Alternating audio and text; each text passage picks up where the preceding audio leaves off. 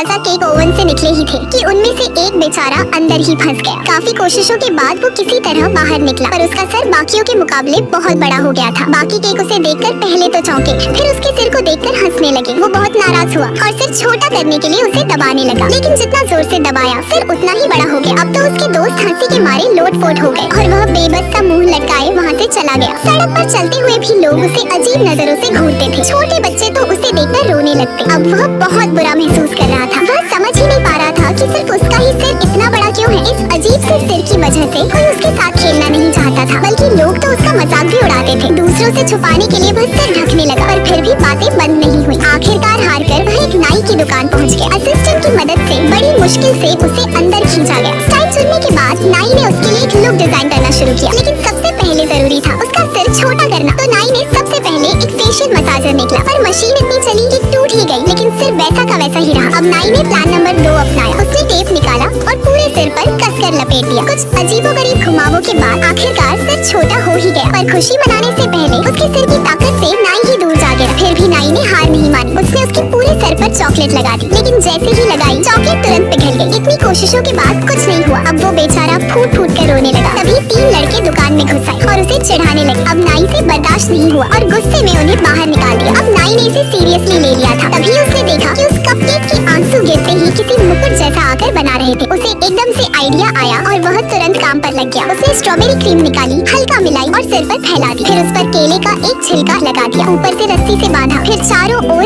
आलू के चिप्स का घेरा बनाया और ऊपर ब्लूबेरी छिड़क दी। केक का मुकुट अब पूरा हो चुका था। वह गर्व से मुकुट पहनकर वापस केक शॉप पहुंचा। उस समय शेफ एक सिग्नेचर केक चुनने में उलझा था। जैसे ही उन्होंने उस मुकुट वाले केक को देखा, उसकी आंखों में चमक आ गई। उसे उठाकर ऐसे देखा जैसे कोई खजाना मिल गया हो और बिना देखे उसे सबसे प्रमुख जगह पर रख दिया। जब उस कपकेक ने ये देखा तो वो खुशी से झूम उठा और उसके लिए सभी छोटे केक तालियां बजाने लगे।